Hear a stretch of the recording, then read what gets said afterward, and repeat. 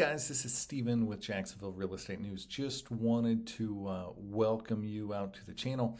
Wherever you are watching or listening, I am here to serve you, here to educate and empower you on finding the perfect house here in Northeast Florida. Whether that's buying or selling, that's what I'm here to do, is just help you out through the process. And part of that is through education. There's a lot of things that go on in the market, and everybody thinks that they know something and have a feeling about this or a feeling about that. I am here to tell you, we're going to go through numbers. We're going to go through facts. We're going to give it to you plain and simple. The things that I look at, I'm going to show you.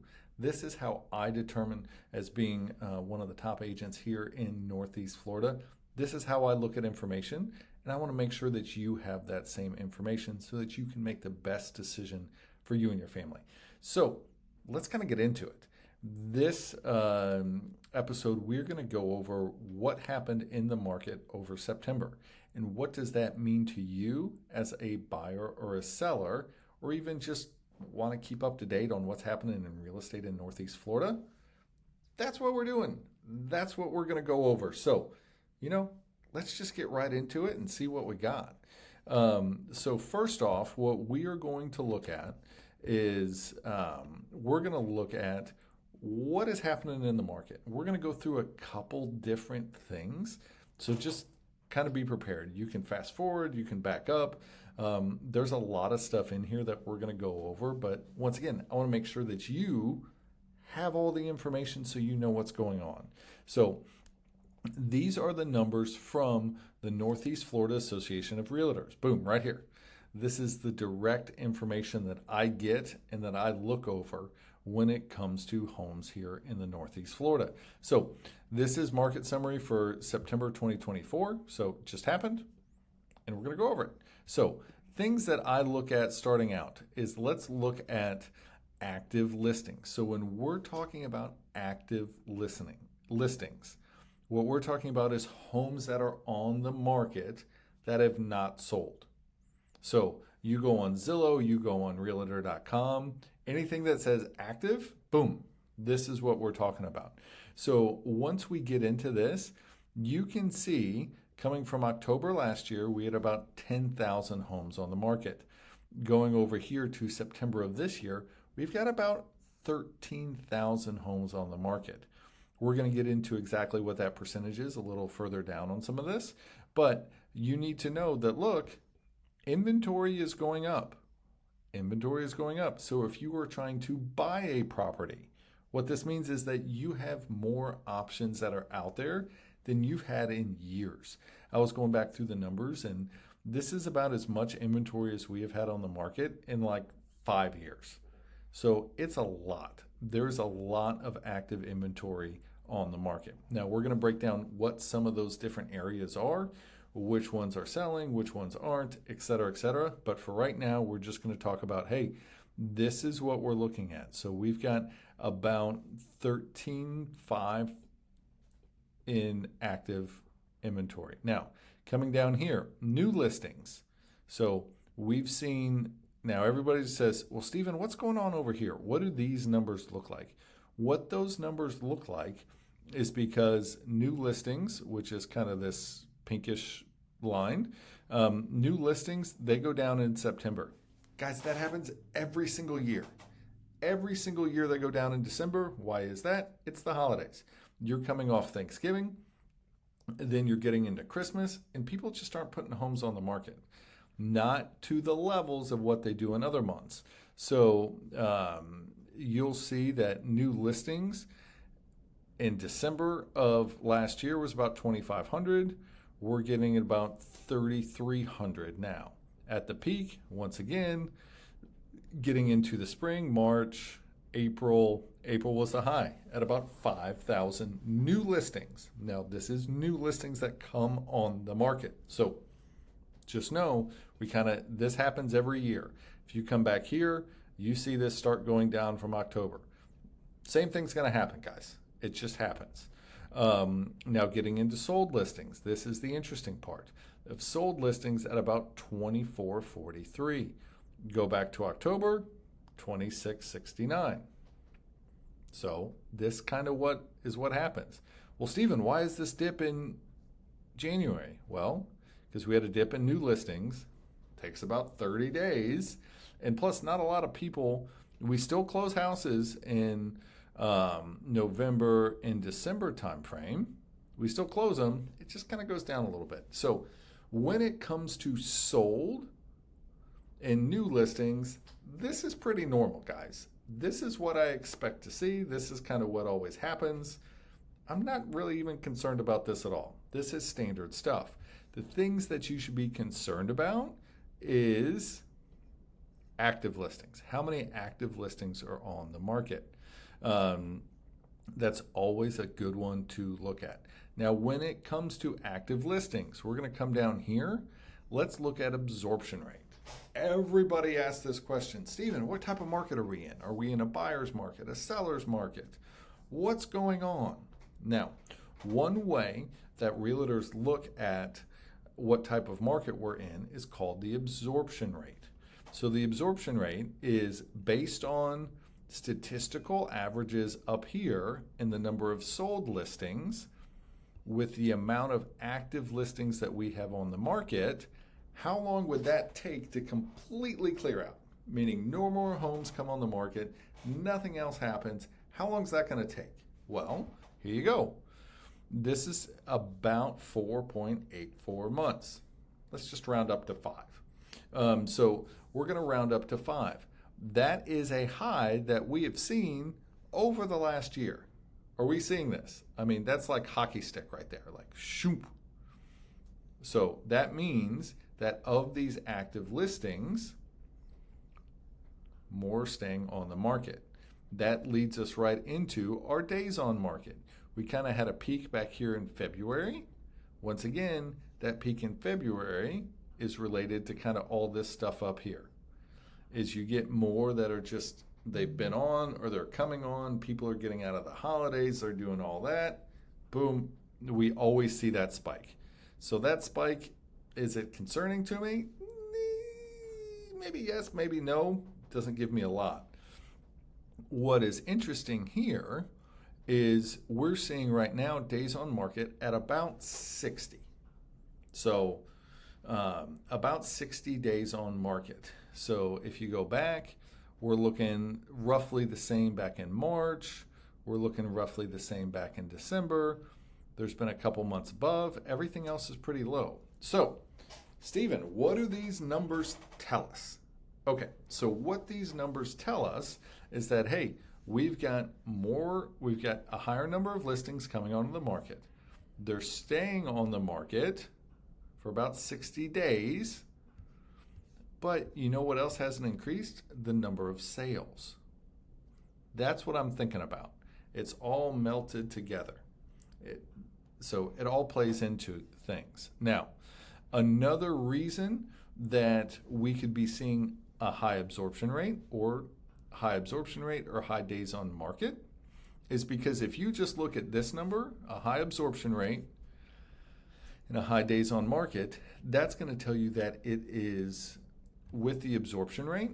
Absorption rates are usually calculated if it's between 0 and 5 months of inventory. That is considered a seller's market. Okay? Between 5 and 6 months, that's considered a neutral market. So 0 to 5 sellers, 5 to 6 neutral, 6 plus, that is considered a buyer's market. Now, that's just based on this absorption rate. But let's talk about this for a second. Let me get into this. So that is based on the absorption rate. And is it good? Yes. Is that a good statistical thing to be looking at? Yeah, I'm okay with it. But we've got to take something else into account when we're looking at those numbers. The other thing we have to take into account is the interest rate. So what is the interest rate doing as it pertains to buyers during those time periods? So we're going to jump back over here, and you're going to see that when we were kind of seeing these spikes on days on market and we were seeing this absorption rate go up, this closing kind of staying flat, That was because we were looking at 7.5% interest rates. Interest rates were really high. So even though the absorption rate was still within that seller's market, me being in the field, me showing people houses, me helping people buy houses, I can tell you during this period right here, that really wasn't a seller's market. It was a little bit more of a buyer's market. Not super pushed, maybe 60-40 buyer's market than anything else. But with the interest rates being so high and with so much inventory sitting on the market, that was giving buyers a greater opportunity to go into sellers and say, hey, let's negotiate. Let's do what we can. Now, when it comes to negotiation, let's go over here. I love looking at this one. This one right here, the sold to list ratio. So let's talk about this. This is one of my favorite statistics that I get to look at, and I look at this all the time. So sold to list ratio. So we've got a list. Boom, we've got a list way up here. This is what they listed it as. The sale, is there a delta between those two? Sometimes there is, sometimes there isn't. Now, let me put a caveat out here. There is a caveat that goes into this. The caveat that goes into this is this does not include any concessions or repairs or anything like that that people get. This is just straight up, what did we list the property at? What did it get logged in the MLS and on the public records? What did it sell at? That is all we're talking about here. There are other factors that go into it when it comes to negotiation and credits and all that kind of stuff. For this point of the discussion, we're just talking about these two numbers. So what this shows me right here is that's a 94% sale to original list price ratio. So that means $100,000 property listed at 100, boom, it sold at 94. Now, let me give you another caveat because I know some people are going to say, well, Stephen, this house in my neighborhood, it sold for, in one day and went over market. Great. It happens. I've worked with many sellers who we've gotten that done through great marketing and pricing strategies and all this kind of stuff. This is just an average. Full disclaimer. Full disclaimer, this is an average. This gives you an idea of what's going on. Now, with you sellers out there, people who might be thinking about selling their house, this really comes into play for you because one, you need to be aware of what is on the market in your neighborhood. Two, you need to be aware of the condition of your property to the other ones that are on the market. But even more importantly, what is the condition of your property and pricing of your property compared to sold houses? Compared to sold houses. Now, Stephen, why do you say compared to sold houses? Because, and let me kind of get this out of the way, I always talk to people about this. When it comes to active versus sold houses, when I go and look at properties, and I've sold 300 properties here in Northeast Florida, when I'm putting numbers together and I'm putting pricing together for my sellers, what I look at is the active gives us an idea of what type of movement we're getting in the market. Are things in that neighborhood, are they moving fast? Are we seeing price reductions on those properties? All of those types of things. What is the condition of the property that we're going up against? Versus, and I put in a big versus what has closed, what has sold. That is what matters, is what has sold. So we're going to look at what has sold compared to what is active to really figure out the pricing of the property. Because when it comes down to it, when we're talking about listing a property or you selling a property, because that's what we're doing. If you want to sell your property, you just don't want to put it on the market and see what happens and what's going on here. And no, let's sell it. That's what we're doing. We're helping you take that next step in your life to sell this property, whether it's your primary home, it's an investment property, whatever it may be, you want to sell it, let's sell it. So we look at closed homes because that's going to determine a lot of what buyers are looking at. What are they willing to pay for your property? That's it. What are they willing to pay? What is the market willing to pay? Once again, every real estate agent, including myself, I want to sell your property for $10 million. Let's sell it for $10 million tomorrow. Come on, let's go. I'm all about it. But if you're in a market where homes in your area are only selling for 500, we're probably not going to sell it for 10 million. I would love to, but we're probably not going to sell it. We have to be realistic in what's going on in the market. So diving down a little bit more into these numbers is, so this is the sold to list ratio. Love this number. Other things, we've done days on market. Let's kind of dive a little bit deeper in here. And this is another really good one. Pull this up. I'm going to sit it here for a second while we talk. Digest this. Pause the video if you want. Great. But so this is another, just a good snapshot. When people always ask me, hey, what's going on? How's the market doing? This is kind of one of the first places I come to is how's the market doing? I always go median price. So what is our median price? Is that going up or down? What are our days on market? Is that going up or down? Let's look at these things. So we've got our median sale price. And once again, we can get into differences of median and average. And I like to go with median. Convince me to go with average, we can do that too. Median sale price here in September 2024, $348,990. September 23, it's down 1.69%. Okay, so a little bit down. Now let's go year to date. This is why I like year to date, guys, is it gives us, it blows it up for us and just kind of gives us an idea of what's happening. So in year to date 2024, so far the median sale price is $360. 2023, $350. So that's about a 3% increase. Okay, so we have seen prices go up, and you can do that kind of on a couple different areas. You even see it on your average, you're looking at almost a 6% increase. Once again, these are the numbers, guys. I'm not fluffing you, I'm not doing anything. These are the numbers. Whether we like them or not, they are what they are. So we need to take that into account. Now, let's go back down here. So we do have prices that are going up. They're going up ever so slightly. Minutely, they're going up. It's not like what we saw during COVID where it was, 10, 15, 20% year over year. That's gone. That is gone. So we're getting prices that are creeping up, baby style, maybe a little bit flat. But once again, let's go back up here. Look at our number of listings. They keep going up and up and up. So we're getting more listings. Now, let's break down. We're going to go to our active listings. We'll go back to some of those other things I just scrolled through. Just hold on. We'll get there. But let's go to some of our active listings. When we get into our active listings, let me see if I can pull this out for you guys a little bit. Active listings, and I like to kind of come over here year to date.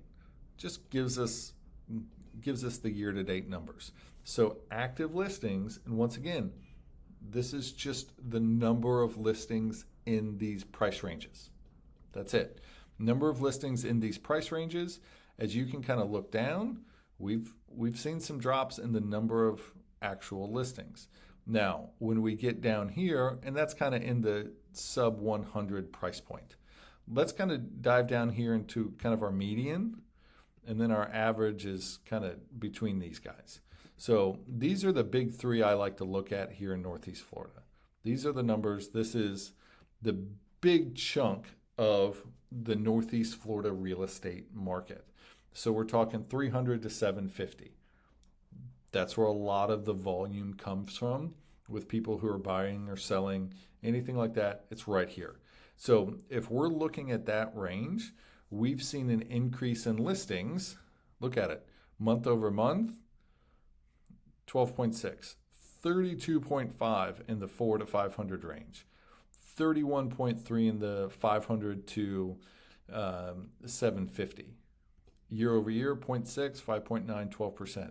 So boom, number of active listings in those areas, they're high. They're going up.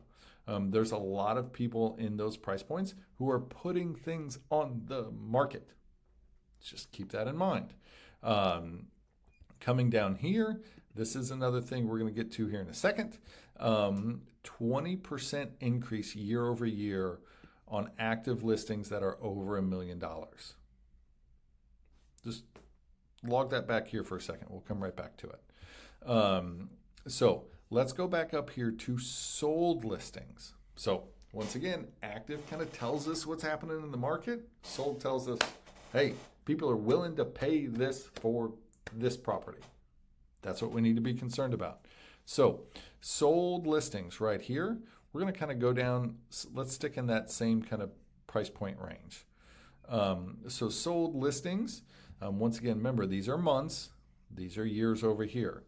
So sold listings, 3 to 400, down 7.6%. The actual number of properties. Once again, this isn't dollar amount. This is the actual number of properties. 4 to 5, down 11%. 5 to 750, we'll just call that flat. How about that? 750 to $1 million, down 1. Hey-oh, look at this bad boy. We've got $1 million plus. We've seen year over year a 17% increase in the number of homes that have sold in that price point. So once again, facts. It's the hard data we're looking at here, guys. You just need to be aware of that. You need to be aware this is what's going on. Now, if we're looking at it here, year over year, totals, the entire market, what does that look like? Down 7.4% in total closed listings. So, to answer the question, how's the market doing, Stephen? What's happening in the market? Well, prices are up a little bit, but the actual number of total closed sales here in Northeast Florida is down about 7%. And we have more inventory. Once again, that being down, I really attribute that, and this is just me, I speak to buyers and sellers every single day. During what we've seen back up here, where we've seen kind of this decline in closed sales and stuff like that, I attribute a lot of that to interest rates and to just general affordability. I'm a husband, I'm a father of 3 girls, and you know what? Eggs and milk and bread, they just cost more these days. They do. They cost a lot more these days, and that, I think everybody knows that, and that is what has caused that decline in the actual number of sales that have been going on and people just being able to afford that. Now you say, well, Stephen, you said that $1 million plus is up 17% in closed sales. Yes, I did. The reason that is because those customers who are buying those properties are less affected by interest rates or less affected by inflation as it comes across. Are they affected? Yes, everybody is affected, but they are just less affected than somebody going and buying the median home value of a property here in Northeast Florida. So there's all these sorts of little numbers in here that you can pick apart, you can look apart. I really implore you, with whoever you are working with, if you're looking to buy a property or sell a property, walk through this stuff with them. Ask them about it. Say, hey, based on the numbers, what are we seeing if we list our property here? Give us the data. Break it all the way down to neighborhood. This is what we're looking at in our neighborhood. If you're looking at buying a property, you can narrow these numbers down to specific neighborhoods or specific sections of town, whether it's Mandarin or, my cool background. If we're looking at downtown or San Marco down here, Riverside over here, we can break those numbers down. Have somebody do that for you. You deserve that as being an educated and informed consumer. Make sure they're doing that so that you know, hey, we're getting this many homes that are coming on the market in this area. We've seen a decrease in prices here. Boom, boom, boom. There's all this stuff that you should have at your resource when making the biggest decision of your life whether to buy or sell a piece of property. One last and final number that I like to look at, guys, is, hey, these are new listings over here. What's happening with new listings? What's coming on the market? As you can see, we'll stay away from the minus less than 100. If we're looking at that same price point, 300 to plus, and overall, look at those numbers. Just the numbers. I'm not trying to offend or anything like this. Is the numbers. This is the facts of each section of $300,000. Well, heck, each section above, 120,000 plus has all seen the new listings that are coming on the market. We're seeing a lot of them. We are seeing a lot of them. So 3%, 11%, 14%, 13%, 26%. Overall, we've seen a total increase year over year of almost 11% in new listings. So with all of that being said, we've looked at all the numbers so far, and hopefully this has given you an idea whether you're buying or selling a property. You can still do both. People are still listing properties and selling properties. People are still going out and buying properties. But if you're going to do that right now in this market, we've got to look at a couple different things. If you're buying, know you've got some options. Know that more things are going to be coming on the market because that's the trend we've been seeing. I believe that trend's going to keep happening. It's going to dip down, of course, when you get into December. But there's a lot of properties on the market, meaning for you as the buyer, you have more options. So just know that when you go into it. Now, when it comes to selling properties, you folks who are current homeowners or you've got a second home or investment property, homes are still selling. You can still sell your home. We're doing it all the time. You can still sell your home, but we've got to be more strategic. The days of throwing it on the market, we're going to get 15 offers over list price, it's not there anymore. It is not there anymore. But if we price our house accordingly to its condition and to other homes that have closed in the area, and we be aggressive on our marketing, your house is going to sell. We will sell it. So just take all these things into account, whether you're thinking of buying or selling any piece of property here in Northeast Florida. Thank you again for taking the time. Let me know if you have any questions. You can put it in the comments down below. Reach out to me. I'll answer anything that you have. And I hope that you stay safe with all these storms coming through. And I hope you have a wonderful day.